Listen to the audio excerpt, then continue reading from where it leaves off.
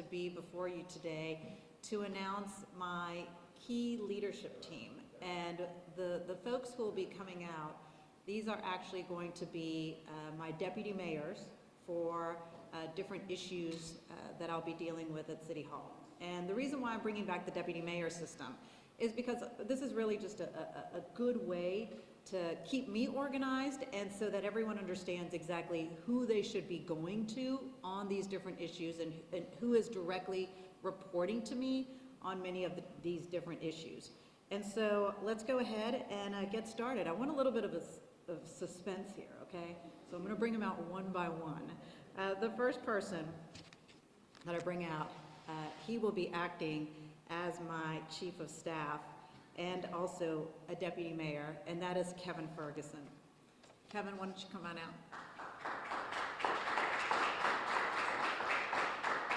Kevin is probably a familiar face to many of you all because he serves as vice president for New Orleans and Company. He's been part of many civic leadership efforts, and he, of course, has been one of the top tourism leaders here in our city, but also working on many key initiatives like homeless initiatives here in our city, and doing all possible to reduce homelessness, and also different public safety initiatives as well.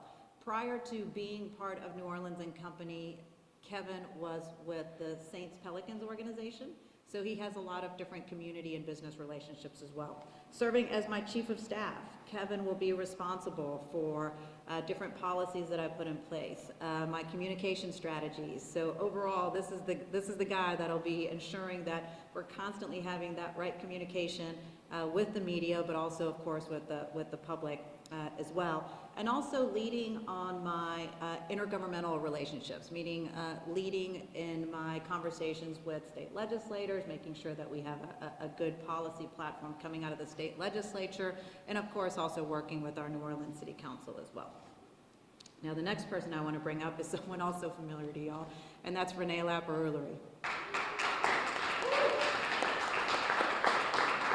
Renee will be serving as Deputy Mayor for External Affairs. As you all know, Renee, of course, chaired my successful campaign for Mayor of New Orleans, and she also has been the director for New Direction New Orleans, which is our transition team. But prior to that, she was Chief of Staff for the Sewage and Water Board. Prior to that, she worked for the State Department of Transportation and Development on critical infrastructure projects and multimodal different types of policies as well. She's also been in the private sector as well, working for a variety of different consulting firms.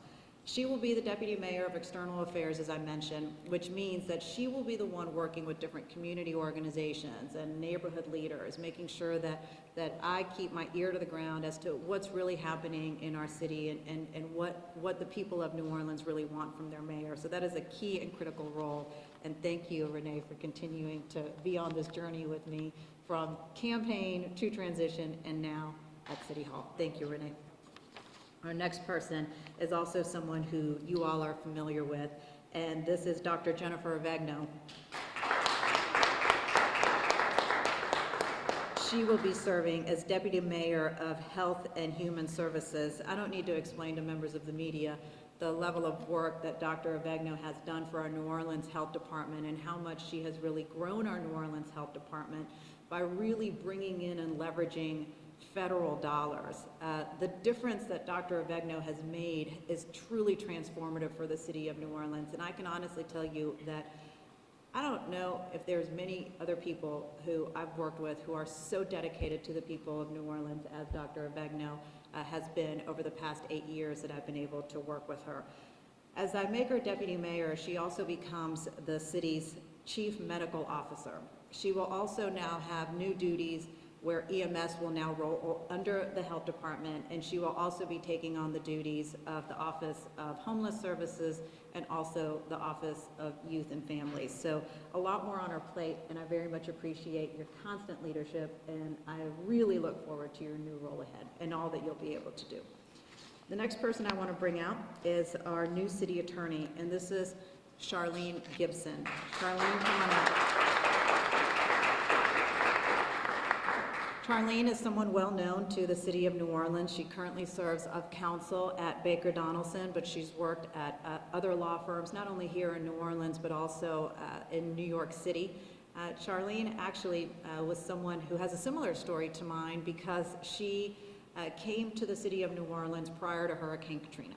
And she was here working and moving forward in her career, and then here came Hurricane Katrina, where, of course, she was pulled in all different directions, provided all different types of opportunities to succeed in other parts of the country. But Charlene said, no, I need to be right here in the city of New Orleans, and that is where she's remained. And I appreciate that level of commitment to the city, because that is a level of commitment that I've always had for the city of New Orleans. I had that similar story.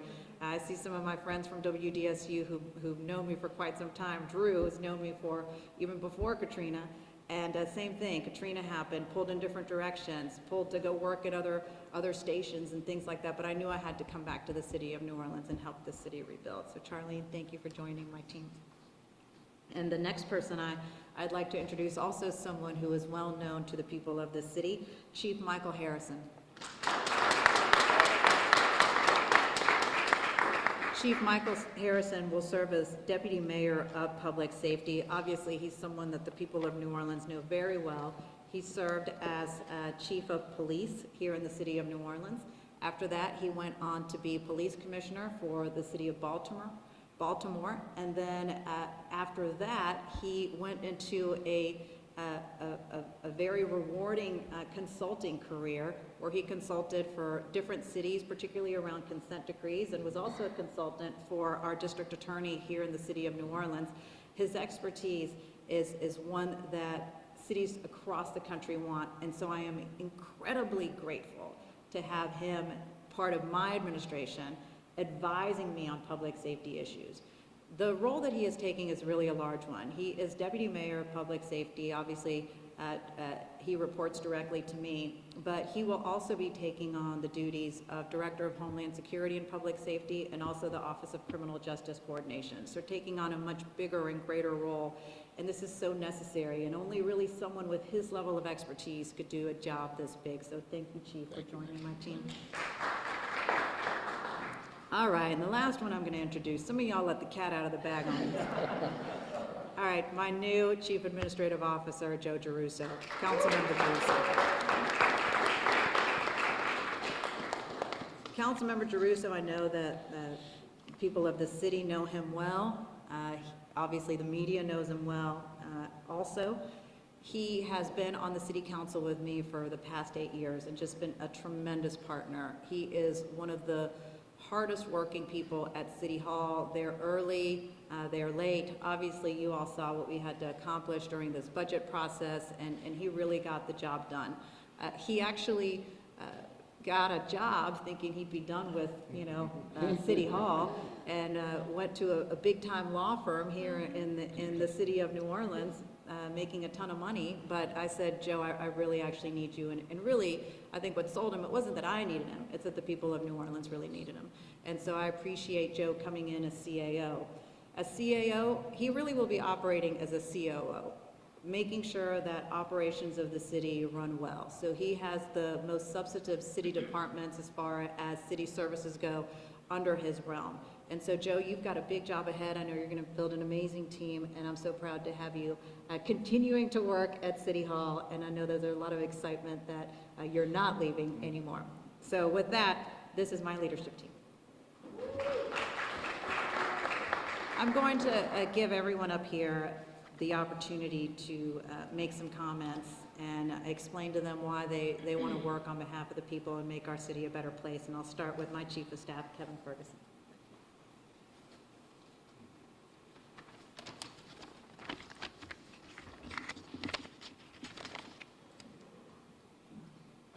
Well, good afternoon. Let me start by saying I'm honored to step into the role of Deputy Mayor and Chief of Staff. I want to thank the Mayor, there she is. I want to thank the Mayor-elect for placing her trust in me and allowing me to continue to fulfill a commitment I made to myself when I moved back here in 2008, and that was to make New Orleans a better place. The main focus of this role is to ensure the Mayor's vision and agenda are effectively delivered to the people of New Orleans, collaborating across city departments and external stakeholders, and ensuring performance and accountability. To do that, we need city government to be a high-functioning organization. Every great organization I've been a part of has strong leadership at the top, which when you look behind me, you know that we have that in place, but there's also a culture and values that are embedded in those organizations. The foundational value for this administration will be professionalism. We are going to build a disciplined and professional city government. Professionalism starts in the mayor's office. It starts with how we communicate, make decisions, and most importantly, deliver results. That extends to how we listen, collaborate, and engage with the public. We will operate with clear expectations, measurable goals, and urgency. And I want to highlight that last word, urgency. Every matter that comes before the mayor's office is urgent to someone. Every time someone steps into City Hall, the matters that they're there to address are important and often urgent for them. And our city deserves leadership that is responsive to that and operates effectively. I'm here to ensure that every decision and initiative that moves through the organization is with purpose and precision. When we host major events or have emergencies, this city comes together and collaborates and operates at a level that is incredible. That level of coordination will now become the standard and not the exception. We will break down internal silos and work across departments to speed up delivery of services to our residents and our businesses. I'm also here to serve as a bridge between City Hall and community, business, and civic leaders. The ultimate goal for this work is for our residents to see and feel the impact in their daily lives, not just with paperwork and improved processes. I'm incredibly confident that we have the right team in place and the right plan to deliver on this, and I'm excited for the work that starts today. Thank you.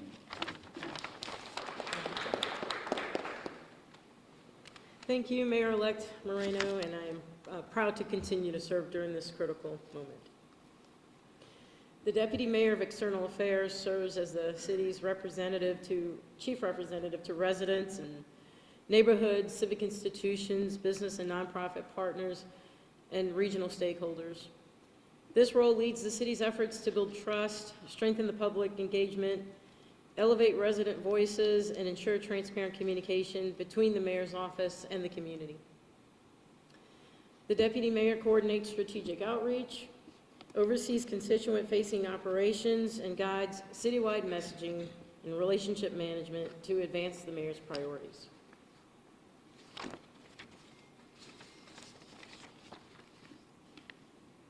This office provides residents, community partners, and civic institutions with clear, responsive, and accessible engagement from City Hall, ensuring that every neighborhood has a voice and every resident can easily connect with and influence the work of their local government.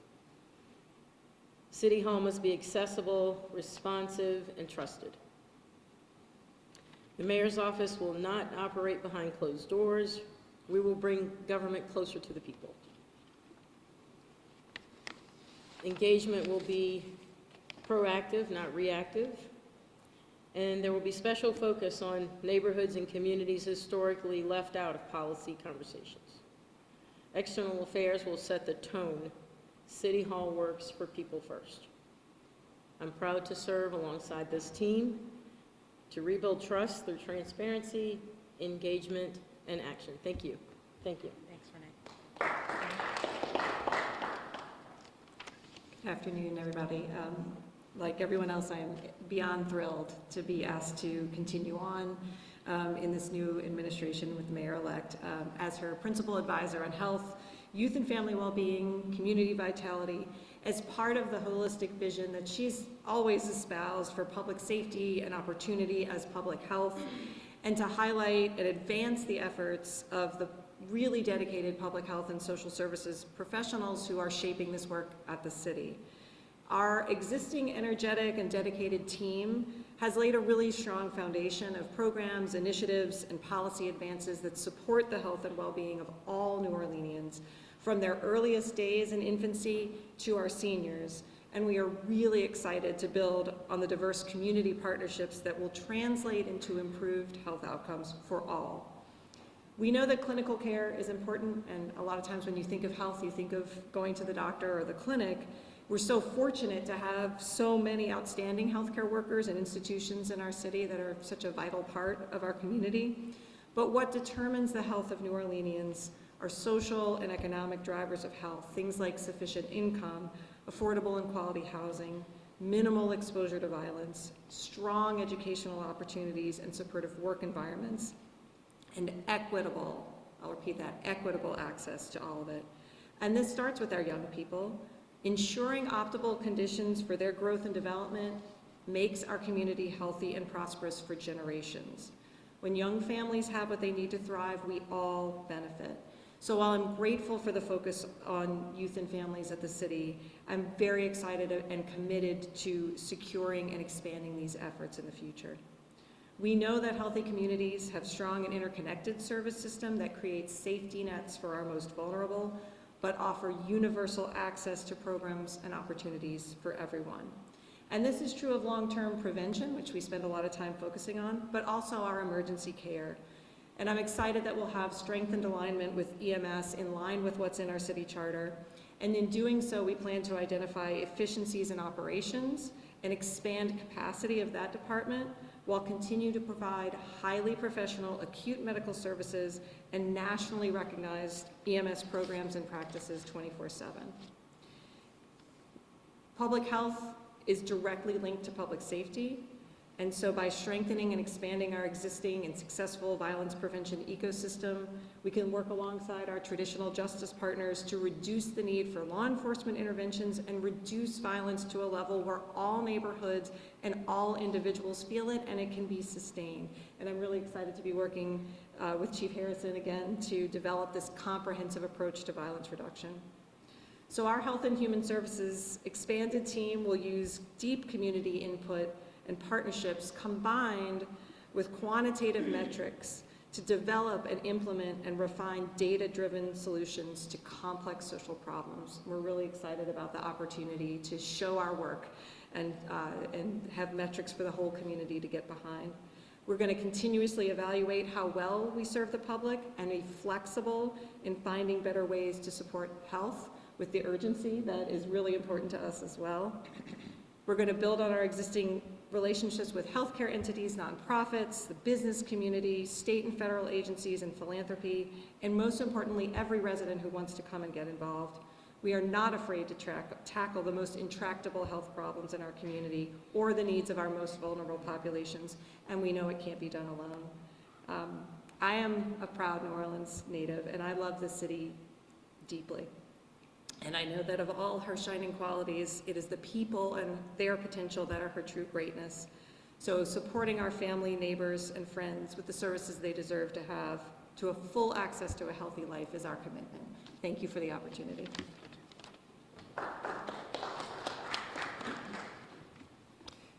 I would also like to thank Mayor-elect Moreno and the City Attorney Search Committee for the humbling opportunity to serve the people of New Orleans and not only to represent the legal and financial interests of the city, but also to safeguard our resources. It's a profound responsibility to lead the professionals and dedicated staff in the city's law department, who I respect so deeply for the complex work that they do and the grit and resilience with which they show up day after day after day. Not for public recognition, but because they're called to serve our community and the promise of the city that we all care so much about. As the chief legal advisor to the mayor, the city council, and all city departments, I will seek to collaborate with my colleagues to ensure legal compliance with the city charter and state and federal laws. We will streamline the contracting process to expedite outcomes, manage the city's litigation docket, and lead with a culture of creative problem solving, good stewardship, and above all, excellence. The law department's priorities will be implementing smart workflows, employing better use of technology, facilitating coordination among the departments, always in the interest of continuous improvement. My charge is to build a modern law department that is not only a great place to do interesting work, but that functions to enable responsible action for the best interests of the people of New Orleans, and delivers as a partner to progress rather than an impediment. Culture change is never easy, but I'm proud to support an administration rooted in accountability, efficiency, and transparency, which are principles that have been core to my professional standard. The law department will move with a sober sense of purpose, cohesion, and confidence to address the existing backlog of matters with urgency and hit the ground running on day one. Thank you. Good afternoon, everyone, and thank you all for being here. I'm extremely grateful, first of all, to Almighty God for blessing me with this wonderful opportunity to serve and to lead in our city. I want to say a special thank you to our mayor-elect and express my deepest gratitude and humility for her having the confidence in me to serve and to lead at such a pivotal moment in our city. In late 2023, when my wife and I made the decision to return to New Orleans, I fully believed then that the rest of my career would be in consulting. I now know that my return to New Orleans was for a higher calling, which I not only accept, but I embrace. As the Deputy Mayor of Public Safety, I'm charged with ensuring the people of New Orleans receive safe, secure, and resilient communities through coordinated leadership of the city's public safety, homeland security, and emergency preparedness agencies. This position is also charged with developing cross-departmental strategies to protect lives, reduce violent crime, strengthen community trust, respond to and be prepared for emergencies and disasters, both natural and man-made. Like in other cities where I had the opportunity to learn valuable lessons and share lessons learned, New Orleans needs seamless integration across police operations, fire service operations, homeland security, emergency preparedness, and responses. That seamless integration is achieved through constant and effective communication, collaboration, and coordination. I am thrilled to know that our mayor-elect views violence reduction holistically and comprehensively, and does not put the burden of public safety and violence reduction squarely on the shoulders of police, but rather understands that sustainable reduction is achieved when enforcement is partnered with prevention, intervention, rehabilitation, and reentry. It's not just about stopping criminals. It's also about preventing people from becoming criminals.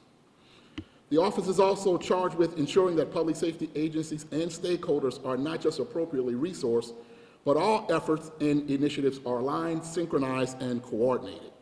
I look forward to working with our health department, youth services, and workforce development to provide opportunities for our residents, namely our young people, to have a better life and remove the reasons why persons are pushed or pulled toward crime in the very first place. We understand the severity and the urgency of this moment, and we are committed to meeting that urgency every day to deliver the public safety you pay for, you deserve, and you expect. Lastly, we are committed to delivering the highest level and the most professional, coordinated public safety coupled with accountability and transparency, because accountability without transparency is not accountability at all. So thank you so much for this wonderful opportunity and allow me to serve on this great team. Thank you.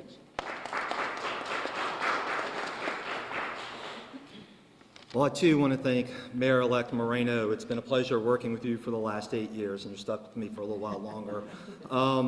Look, when I talked to the mayor-elect about what we wanted to do, what was so important to her administration, it was about focusing on a couple of basics: financial stewardship, efficiency, operational excellence.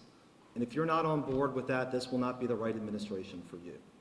I have to say, as a district council member, I get tired and frustrated when I email departments because residents have been seeking them out, and there has been a lack of coordination between those departments. That has to end. We have to give better timelines to people on when things are going to happen. As the mayor-elect said, this job will involve a lot of operational work. We've shown together how we can use a budget as a tool for change.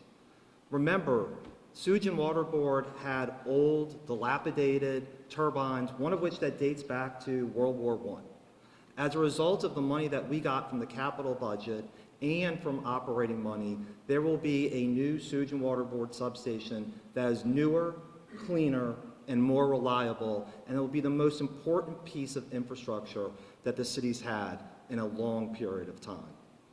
Now, how do you accomplish this? There's two ways. One is, and the chief and I have already started doing this, there will be monthly check-ins.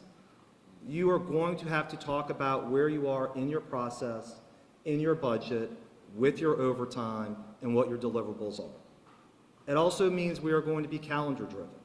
If there is a time, we are going to follow up on that time, and we are going to do our absolute best to make sure that happens. If Sewage and Water Board can give deadlines to people that they hew to, then we ought to be able to do the same thing.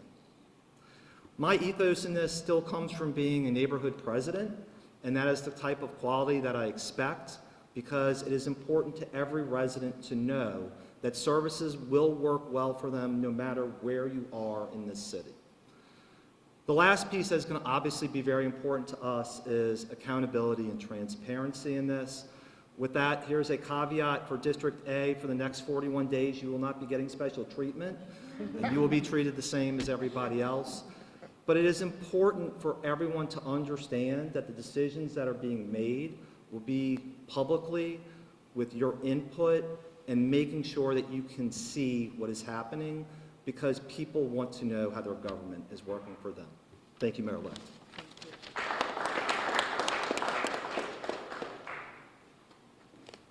You all may have heard during the campaign, as I talked about who I would bring on board to help me, and I was told the people of the city that I would surround myself with the very best and brightest. And these are my top advisors, and I can tell you that they are the very best and the brightest.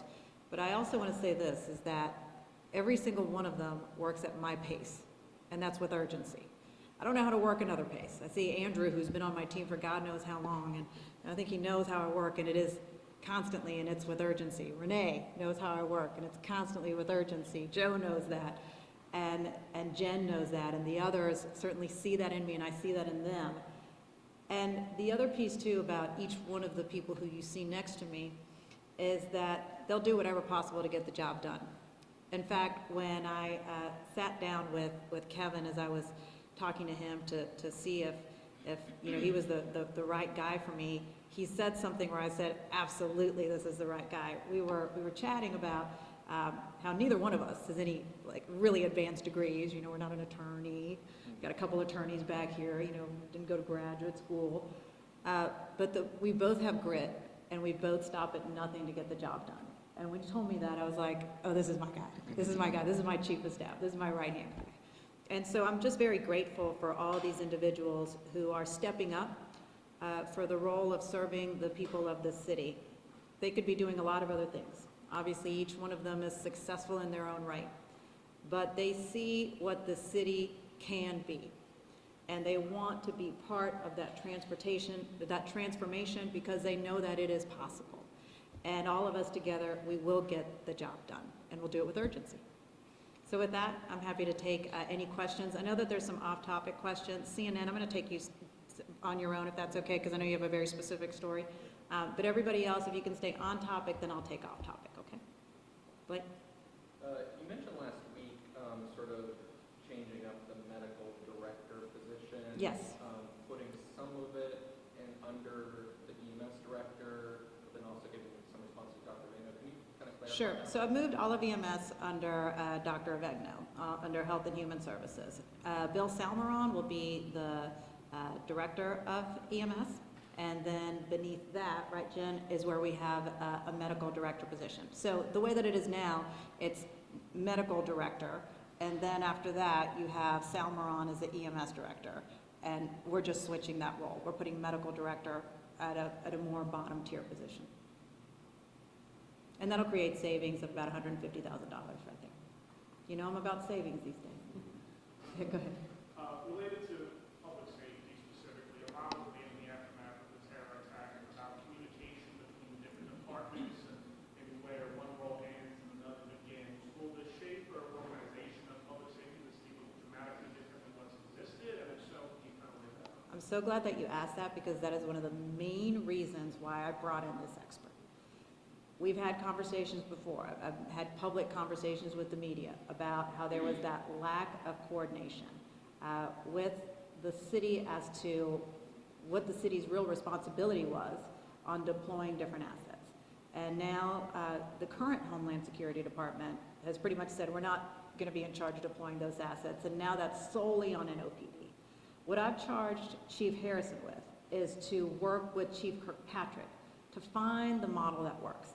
I can tell you that Chief Harrison was part of a model that worked when Mitch Landrieu was mayor, and that was that the head of Homeland Security and Public Safety would work closely with the Chief of Police to ensure that the city assets were deployed correctly. For example, let's say that you needed a dump truck or a sand truck at the foot of Bourbon. Then it would be up to the head of Public Safety and Homeland Security to ensure that the DPW worker drove the truck there, was there present with the truck, and that asset was deployed. That's not the way that things are anymore. So I'll charge this chief to work with Chief Kirkpatrick on making sure that we create the right model so that we do have this coordinated approach for all of the major events that we have here in our city, and really just for securing the French Quarter as well, and the level of coordination that's overall needed there, due to the fact that you have so many different entities who are charged with law enforcement duties, whether you have state police and NOPD, but then you also have the additional patrols through FQMD. Who's supposed to be doing what, and is everybody in the right place? And so that'll be part of his role. Anything else? Hey, Alyssa. Hello, if I can, I would like to ask Joe about the budget situation right now. We've worked very closely, especially recently, in the budget crisis that we've been experiencing with our current CAO. How is that informing, your experience in the budget as a budget chair? How's that experience informing how you'll handle the CAO's office? And what does that really look like as you kind of finish out the term now? Yeah, I mean, I think the perspective that the mayor-elect is looking for is somebody who's been an insider and knows what is going on. So two things. One is, I've already started talking to the new council members about, let's set aside a day, and I think it's probably going to be Tuesday afternoons where we meet. And I'll start at one end of the hall or the other end of the hall and bounce back and forth like office hours. And let's talk about where we are on budget issues and then also the biggest issues that are plaguing. Now, don't come to me with a $10 million problem because we're probably not going to solve that. But if you have that stop sign that isn't being fixed, we want to make sure that you know about that. And then as we're having these monthly meetings, one of the things that we did originally that I think we need to go back to is briefings with council members before their budget committee meetings. If I ever hear a council member saying, I didn't know about this, then I failed somewhere. And I don't like to fail. So we are going to make sure that the council members, because they are the appropriating body, know what's going on, are read into it, and are active partners and understand what's happening, and that happens because of urgency and communication. And Joe, Yep. when we talk about transparency and the urgencies that we're hearing right now, how important is it to have those meetings, to have that transparency, considering the city is facing a whole $160 million deficit, and so many people are looking to you all now, CAO, to fix it? Well, it's incredibly important because one of the things we have to do is rebuild trust. And I think you've heard everybody up here, the mayor-elect, say that trust is what needs to be rebuilt, and morale, too. It is important. There is hope in the city right now. But the only way that you keep that is by being diligent and urgent in execution. And again, I think it comes about with, hey, there are going to be these monthly meetings. There are going to be more information that's posted publicly. There are going to be more discussions about what's happening. We're not going to have departments that are run over their overtime by such a big deal and have it be behind a black box. The important thing that we do with transparency is making sure that we put the information out there as much as we can, and then certainly when we're at budget committee meetings, which is really the biggest forum to do it, that council members are well informed, but as a proxy, the public is well informed. All right, the mayor-elect is giving up the press conference, so, okay. This is all fine. Yeah.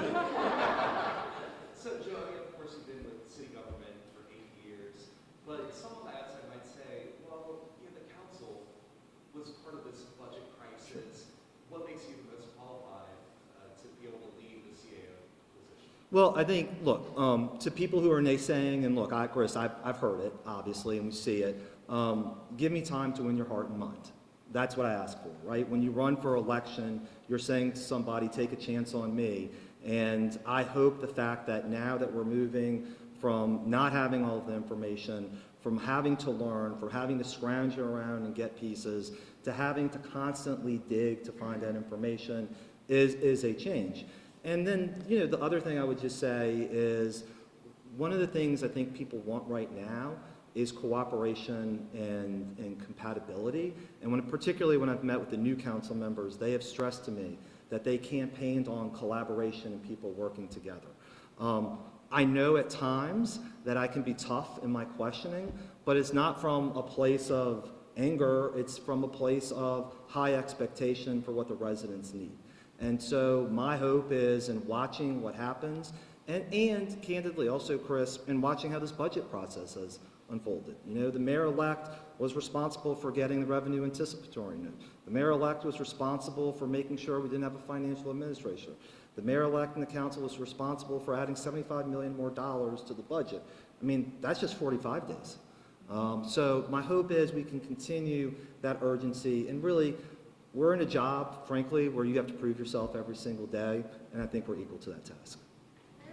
There you go. Talk about your working relationship with the governor, especially now with the budget, we've kind of seen that come to fruition. So can you talk about that, how you're going to take it into this new position? And if you can you talk about announcement that the National Guard will be coming? I will answer your question. Let me add on to Chris's question real quick. We had a lot of people apply to be CAO. I'm grateful for the number of applicants who applied to be CAO. If you all are looking for the number, Todd can give you the number of people who applied to be CAO. I don't have it offhand. But I can tell you this about Joe. The big difference with Joe Giarrusso and the other candidates is his attitude and his overall look of how he sees things is, we are going to fix it and we're going to solve the problem. And I never, if I go to Joe and I'm like, we need to do this, he doesn't say to me, well, that's going to be hard, or yeah, I'm not sure if we can get that done. It's, let's find that path. And so Joe and I work so well together that that's how we operate. That's how our brains think. That's how everybody back here, that's how we operate. That it's like, we need to get to this spot, and how are we going to get there? And anyone who's telling us that, no, it can't be done, well, then move out of our way, because we're going to figure out a path to get it done. And that's how Joe and I have always operated, and that's the type of CAO who I want. So while others who may have applied had more experience than him, there is no one that has the level of grit, that has the level of urgency, and that has the level of, we're just going to get the job done attitude than Joe Giarrusso. And so that's why I knew that he was my right selection. All right. Now, the question was about my relationship with the governor and navigating through some of the things that are going on. I've known Jeff Landry for a really long time. I served in the legislature beginning in 2010. He was elected to be Attorney General soon after, so obviously I've had a long time working relationship with him. Obviously, politically, we couldn't be further apart. We really could not be further apart. But that doesn't mean that I won't call upon him to help the city of New Orleans. In fact, I was calling some of the governor's reps today, dealing with the issue of getting some of our JIRR dollars that the city spent general fund dollars on, and getting that reimbursement and getting their assistance on that. Just like I've called members of Congress who I may not be politically aligned, but I need their assistance. So I've had these long time working relationships with people across party lines, and I'll continue working with them for the benefit of New Orleans. Now, there may be times when we don't necessarily agree. You're asking about the deployment of National Guard. I'm looking for more information on that. One, is it Louisiana National Guard, or is it, a federal deployment coming in with National Guard troops from other states? It appears that it's going to be Louisiana National Guard. What I have expressed to the governor's office is that, one, first, it's important to recognize that we have had significant decreases in violent crime. So let's start there. Number two, if we're really working on the same goal of going after the very most violent offenders in the city of New Orleans, the National Guard does not help us toward that. I also explained on what the city of New Orleans does need to fight crime.